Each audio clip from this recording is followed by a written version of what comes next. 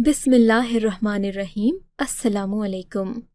رات کا وقت تھا، تقریباً 2 بجے کے قریب، جب میں اپنے شوہر کا انتظار کر رہی تھی۔ مجھے اپنے کمرے میں ہلکی سی آہٹ کا احساس ہوا۔ میں چونک گئی۔ میں نے ادھر ادھر دیکھا مگر وہاں تو کوئی بھی نہیں تھا۔ میں نے اپنے کمرے کا دروازہ اس لیے کھلا رکھ چھوڑا تھا کہ میرا شوہر رات کے 2-3 بجے گھر آتا۔ میں اس کے لیے جاگ رہی ہوتی تھی۔ ویسے بھی مجھے دروازے کو کنڈی لگانے کی فکر اس لیے نہ ہوتی تھی کیونکہ میرے گھر میں سوائے میرے ایک چھوٹے دیور کے علاوہ اور کوئی نہیں تھا، سو میں کس وجہ سے دروازے کو کنڈی لگاتی۔ میں نے بھی معاملہ اللہ پر چھوڑ رکھا تھا۔ میں سوچتی کہ کہیں میرا شوہر آئے، میرے کمرے کا دروازہ بند ہو تو انہیں برا نہ لگ جائے۔ اکثر ہی میں ایسا کرتی تھی۔ رات کو وہ آتے، پھر دروازہ بند کر کے سو جاتے تھے۔ آج بھی میں نے یہی سوچا تھا مگر کمرے میں ایک عجیب سی آہٹ محسوس ہونے لگی۔ لگ تو ایسا رہا تھا جیسے کمرے میں میرے علاوہ بھی کوئی موجود ہے، لیکن جب میں نے آواز دی تو کوئی بھی نہیں تھا۔ میں نے سوچا کہ شاید میرا وہم ہوگا، لیکن اگلے ہی لمحے کسی کی آہٹ میرے قریب آ رہی تھی۔ میں مزید چوکنی ہو گئی۔ اس سے پہلے کہ میں اپنے بستر سے اٹھ کر کمرے میں روشنی کرتی، میں نے دیکھا کمرے میں میرا شوہر داخل ہوا۔ اس نے فوراً سے کمرے کو روشن کر دیا۔ سامنے کا منظر دیکھ کر اس کی آنکھوں میں خون اتر آیا۔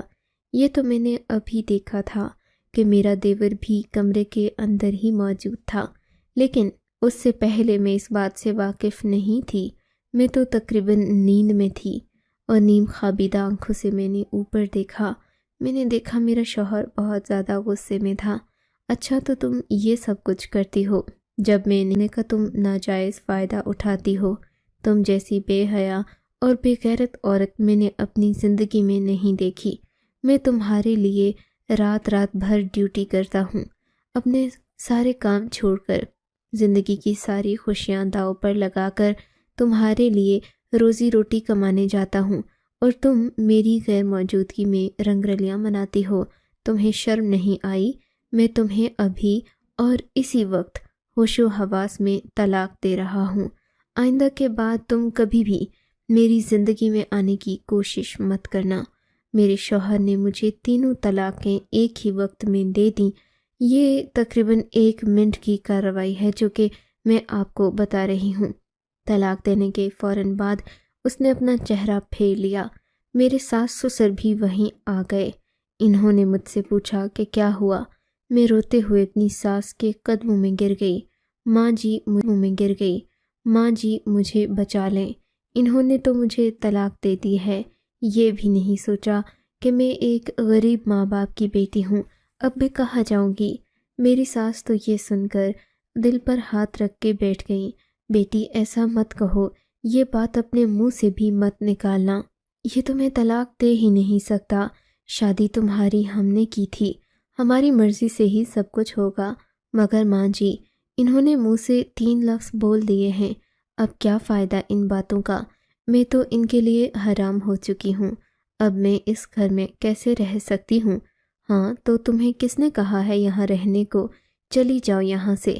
اگر تم نے ہمارے ساتھ زیادہ چالاکی کرنے کی کوشش کی نا بیٹے، تو میں تمہیں زمین جائیداد سے آگ کر دوں گی۔ دوبارہ ایسی بکواس اپنے منہ سے مت کرنا۔ میرے سسر اور ساس دونوں نے میرے شوہر کو خوب ڈانٹا، اتنا ارادہ بدل لیا۔ اب وہ مجھے طلاق دے کر پچھتا رہے تھے۔ لگتا تھا جیسے مجھے طلاق دینے کی سزا ان کو خود کو مل گئی ہو۔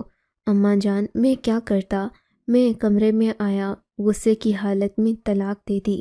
اب آپ لوگ جو بھی کفارہ کہیں گے میں بھرنے کو تیار ہوں۔ ہاں، کفارہ تو تمہیں بھرنا پڑے گا، یہ غریب ماں باپ کی بیٹی ہے۔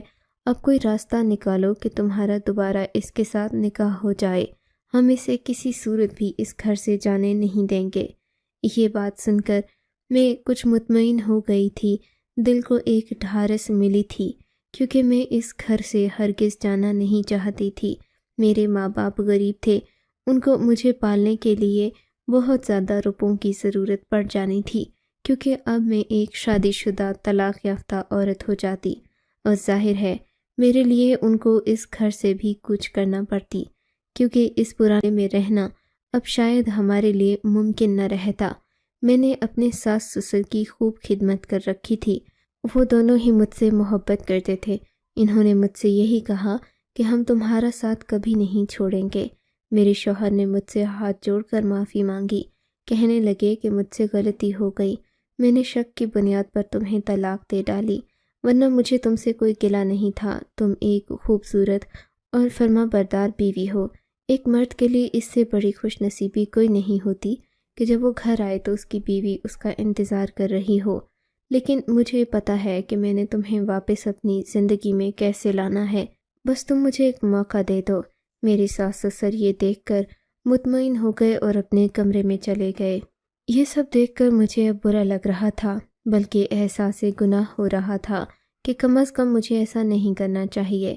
اب جب کہ میں ایک شخص کے نکاح میں نہیں رہی تو میں اس کے پاس بیٹھ کر کیا کروں، کون سے منصوبے بناؤں اور کیسی زندگی گزاروں۔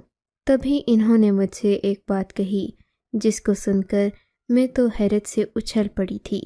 دیکھو حبیبہ، ابھی یہ بات کسی کو پتہ نہیں چلی، اگر تم کہتی ہو تو ہم درمیانی راستہ نکال لیتے ہیں، تمہارا حلالہ ہو جائے گا، اس کے بعد ہم دوبارہ سے نکاح کر لیں گے۔ اپنے شوہر کی بات سن کر میں حیرت سے انہیں دیکھنے لگی۔ یہ آپ کیسی باتیں کہہ رہے ہیں؟ میں ایسا سوچ بھی نہیں سکتی۔ آپ کے علاوہ میں کسی اور کے ساتھ زندگی گزارنے کے بارے میں کبھی بھی نہیں سوچ سکتی۔ میری بات سن کر وہ پچھتانے لگے اور بولے، دیکھو میرے لیے بھی یہ اتنا ہی مشکل ہے جتنا تمہارے لیے، بلکہ تم سے زیادہ مجھے بہت زیادہ مشکل ہوگی۔ میرے لیے یہ سب برداشت کرنا کیسا ہے تمہیں تو پتہ ہی ہوگا، لیکن میں ایک شخص پر بھروسہ کر سکتا ہوں۔ میں ذرا برابر بھی نہ کبھی حسد اور نہ ہی کبھی غیرت محسوس ہوئی۔ پوچھو کیوں؟ میں نے پوچھا کیوں تو میرے شوہر نے ایک انوکھی بات بتائی۔ کہنے لگے کہ ان کا چھوٹا بھائی دنیا کے ہوش و حواس سے فارغ ہے، اسے دنیا کی خبر نہیں، وہ نیم پاگل ہے، اس لیے وہ اس پر بھروسہ کر سکتے ہیں، اور وہ ہے بھی ان کا چھوٹا بھائی، ان کی دسترس میں ہے، وہ کبھی بھی چاہیں تو اس سے کچھ بھی کروا سکتے ہیں۔ شوہر کی بات سن کر میں نے ٹھنڈی آہیں بھرنا شروع کر دیں تو بولے، تم ذرا بھی فکر نہیں کرو، وہ ویسا ہی کرے گا جیسا کہ اسے میں کہوں گا، تمہیں زندگی بھر کوئی پچھتاوا نہیں ہوگا۔ لیکن یہ بھی تو سوچو، لوگ اتنے گناہ کرتے ہیں، ہم تو ایک صحیح کام کرنے جا رہے ہیں، دوبارہ ایک دوسرے کی زندگی میں شامل ہونا چاہتے ہیں، اگر اس میں ایک قانون کو غلط استعمال کر بھی لیا جائے تو کوئی حرج نہیں ہے۔ یوں میرے شوہر نے مختلف باتیں کر کے مجھے تسلیاں دے کر اس بات پر راضی اور آمادہ کر لیا کہ میں ان کے چھوٹے بھائی سے نکاح کر لوں اور اس کے بعد وہ مجھے طلاق دے دے، جس کے بعد دوبارہ ہم ایک ہو سکتے تھے۔ میں نے اپنی ساس کو یہ بات نہیں بتائی تھی۔ میرے شوہر نے کہا کہ ہم یہ بات کسی کو بھی نہیں بتائیں گے، یہاں تک کہ اپنے ماں باپ کو بھی نہیں، اور اگر ان کو بتا بھی دیا تو وہ خامخواہ پریشان ہوں گے۔ یہ باتیں سن کر میں کچھ بے چینی کا شکار تو تھی، لیکن کیا کرتی؟ ان پر بھروسہ کرنے کے علاوہ بھی میرے پاس اور کوئی چارہ تو نہیں تھا سوائے ان پر بھروسہ کرنے کے۔ میرے شوہر نے مجھ سے کہا کہ میں تمہیں صبح یہ بات بتا دوں گا کہ ہم نے اس پر عمل کیسے کرنا ہے، لیکن اس کے علاوہ تم نے یہ بات کسی کو نہیں بتانی۔ میں نے بھی اپنی زبان پر تالا لگا لیا۔ صبح ہوئی، میری ساس میرے کمرے میں آئی اور کہنے لگی، زندگی تمہاری ہے، تم اسے جیسے مرضی گزارو، لیکن میں یہی چاہتی ہوں کہ تم اسی گھر میں آباد رہو، اور اس کے لیے میرے بیٹے نے کوئی راستہ نکالا ہے، وہ تمہیں اس سے آگاہ کرے گا۔ وہ یہ کہہ رہا ہے کہ وہ بات مجھے بھی نہیں بتا سکتا، لیکن تم تو سمجھدار ہو نا بیٹی، تم اس کی بات مان لو۔ میں تمہارے شوہر کی گارنٹی دیتی ہوں، وہ کبھی بھی کوئی غلط بات نہیں کرے گا۔ جو بھی ہوا کل رات وہ غصے میں ہوا، اور تمہیں تو پتہ ہے غصہ اچھے بھلے ولی کو بھی شیطان بنا دیتا ہے۔ فی الحال بس تم اپنے شوہر کی رضا کے بارے میں سوچو، تم زندگی میں کبھی بھی ناکام نہیں ہوگی۔ جو عورت اپنے شوہر کی خاطر اپنی خواہشوں کی قربانی دیتی ہے، اللہ کے نزدیک بھی وہ افضل ترین ہوتی ہے۔ ساس کی باتیں سن کر میرا دل مزید مطمئن ہو گیا۔ انہوں نے مجھ سے کہا تھا کہ کل صبح تم فجر کے وقت تیار رہنا، میں تمہیں مسجد لے کر جاؤں گا، میرا چھوٹا بھائی بھی وہاں آ جائے گا، ہم یہ نیک کام کر لیں گے، اس کے بعد میں تمہیں خود اس کے ساتھ ایک جگہ پر چھوڑ آؤں گا، اسی جگہ پر تم کچھ دن رہو گی، یعنی 1 یا 2 مہینے، پھر میں تمہیں لینے آؤں گا اور ہم لوگ دوبارہ سے اسی مسجد میں نکاح کر کے واپس اپنے گھر جائیں گے اور پہلے جیسی زندگی گزاریں گے۔ یہ باتیں میرے ذہن میں تھیں اور سوچ رہی تھی کہ کیسے اور کب 2 مہینے کٹیں گے، میں واپس اپنی جنت میں آؤں گی۔ صبح کے 4 بجے تھے۔ میرے دل میں ایک عجیب سا احساس تھا کہ نکاح تو اعلان کا نام ہے، اگر میرا کسی دوسرے شخص کے ساتھ نکاح ہونے بھی جا رہا ہے تو اسے چھپانا تو نہیں چاہیے۔ میں نے یہ بات اپنے شوہر کو بولی تو کہنے لگے، پاگل لڑکی، اگر تمہارے اس نکاح کا پوری دنیا کو پتہ چل گیا تو جانتی ہو سب لوگ تم پر ہی باتیں کریں گے کہ تم نے اپنے شوہر کو چھوڑ کر کسی اور سے شادی رچا لی، سارے الزام تم پر آئیں گے، اس لیے میں یہ بات خفیہ رکھنا چاہتا ہوں۔ ویسے بھی نکاح کے لیے 4 گواہوں کی موجودگی ضروری ہے، ہم کوئی ولیمہ تو کر نہیں رہے کہ 200 لوگوں کو مطلع کریں اور کوئی ہم سے پوچھے گا بھی نہیں، ہم چھپا نہیں رہے، بس ہم لوگوں کو بتانے سے گریز کر رہے ہیں۔ میرا پاگل دیور بھی ہمارے ساتھ تھا۔ میرے شوہر نے مجھے یقین دلایا کہ یہ تو پاگل ہے، اسے دنیا کی کوئی ہوش نہیں ہے، تم اسے ایک دیوانہ، پاگل اور مجنوں سمجھو، تم اس کے سامنے ایسے رہو جیسے ایک حسین عورت کسی اندھے مرد کے ساتھ رہتی ہے، وہ اس کی نظروں سے غیر محفوظ نہیں ہوتی کیونکہ وہ دیکھ ہی نہیں سکتا۔ میرے بھائی کا حساب بھی یہی ہے، یہ بیچارہ تو پاگل ہے، تم اس کے بارے میں پریشان مت ہونا، تمہاری مرضی کے بغیر تو یہ اپنی نظر بھی تم پر نہیں ڈال سکتا، تم سمجھ تو گئی ہوگی کہ میں تم سے کیا کہہ رہا ہوں، اس لیے تم اپنا دل مضبوط کر کے اس کے ساتھ رہنا۔ میرا دیور چپ چاپ وہاں پر ہمارے ساتھ کھڑا تھا اور ایسے چل رہا تھا جیسے وہ کوئی روبوٹ ہو، اسے دنیا کی کسی بات کی خبر نہ ہو۔ ہم لوگ مسجد میں پہنچے، میں نے دیکھا مولوی صاحب تو پہلے سے ہمارا انتظار کر رہے تھے۔ کیا تم نے ان دونوں کی شادی کروانی ہے؟ جی ہاں مولوی صاحب، یہ دونوں ایک دوسرے کو پسند کرتے ہیں، چلو ٹھیک ہے، کیا تمہارے پاس اور کوئی گواہ موجود نہیں ہے؟ مجھے 2 گواہوں کی اور ضرورت پڑے گی۔ مولوی صاحب، ہم تو طلاق کے بعد یہ دوسرا نکاح کر رہے ہیں، یہ حلالے کے لیے کیا جا رہا ہے، آپ تو جانتے ہیں ایسے نکاح کے کوئی گواہ نہیں ہوتے۔ یہ سن کر مولوی صاحب چونک پڑے۔ کب طلاق ہوئی ہے تم دونوں کی؟ جی کل رات کو ہی۔ استغفر اللہ، تم لوگ پاگل تو نہیں ہو گئے؟ کل تمہاری طلاق ہوئی اور عدت پوری کیے بغیر ہی تم دوسرا نکاح کرنے چلی ہو۔ بی بی تم ہوش میں تو ہو؟ کیوں مجھے گناہ ہے جس میں عورت نے عدت پوری نہ کی ہو؟ جاؤ اور جا کر اپنی عدت پوری کرو، اس کے بعد آنا۔ یہ سن کر میرے شوہر نے اپنا سر پیٹ لیا۔ پاگل عورت، تم نے اسے یہ بات کیوں بتائی؟ مسجد سے نکلنے کے بعد میرے شوہر نے یہ بات کہی تو میں رونے لگی۔ تو کیا میں غیر شرعی نکاح کر لوں؟ آپ کو احساس نہیں اس بات کا؟ میں کون سا تمہیں یہ کہہ رہا ہوں؟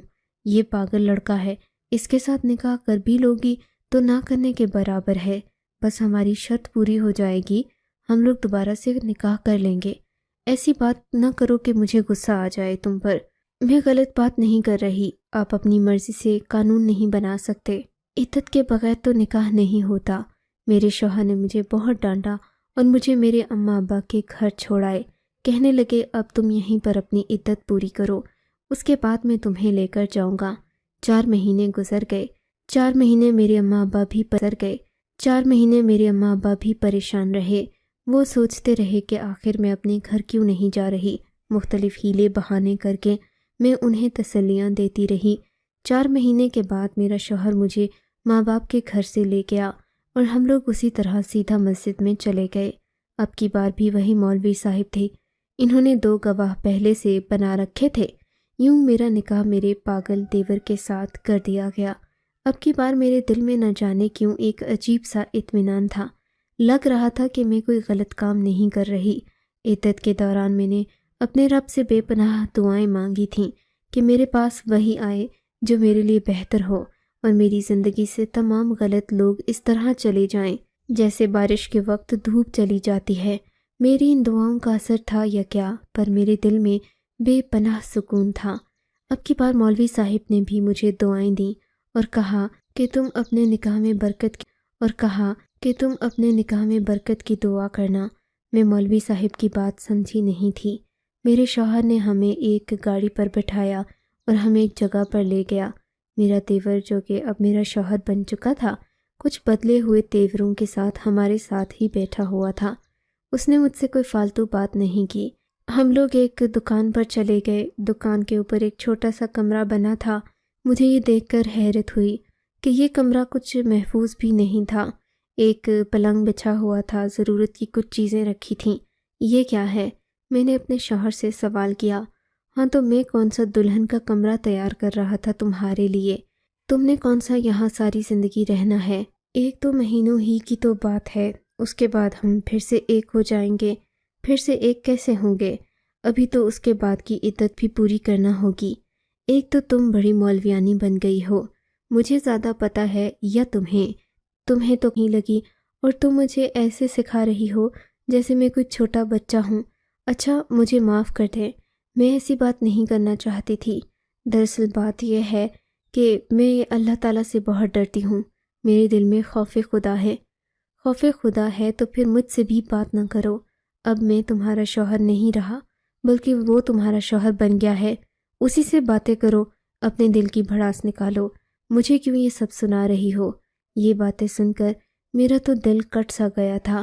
میں سوچنے لگی کہ کتنا بے حس شخص ہے، اپنی ساری غلطی مجھ پر ڈال رہا ہے اور پھر اس سے کنارہ بھی کر رہا ہے۔ نہ جانے کب وہ چلا گیا۔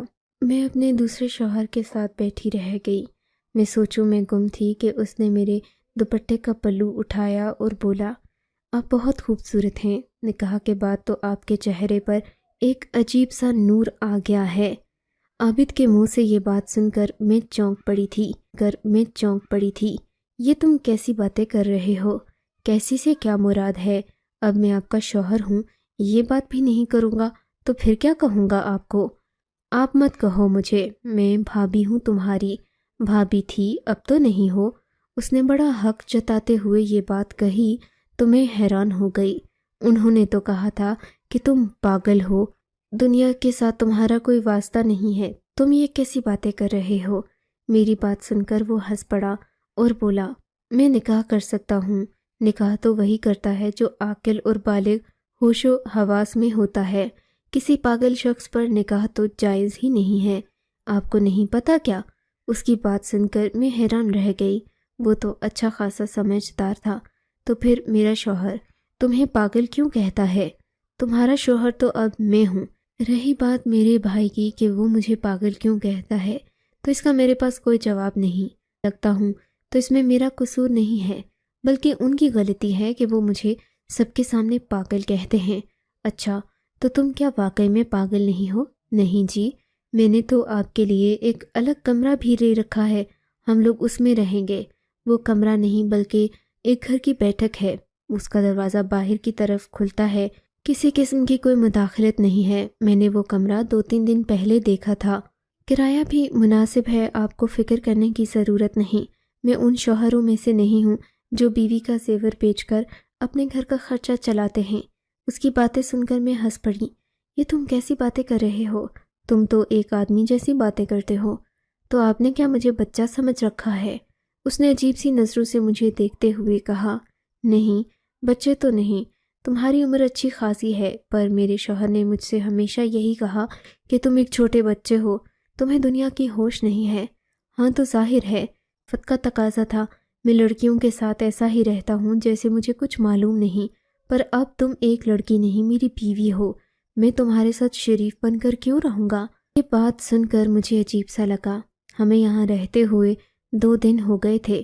میں یہی کوشش کرتی کہ وہ زیادہ تر گھر سے باہر رہے اور میرے سامنے نہ آئے۔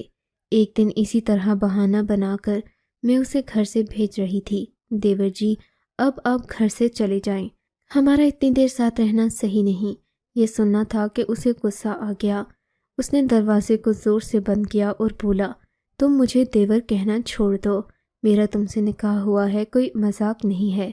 آئندہ کے بعد مجھے شوہر جیسا رتبہ دینا اور مجھے آپ جناب کر کے پکارا کرو۔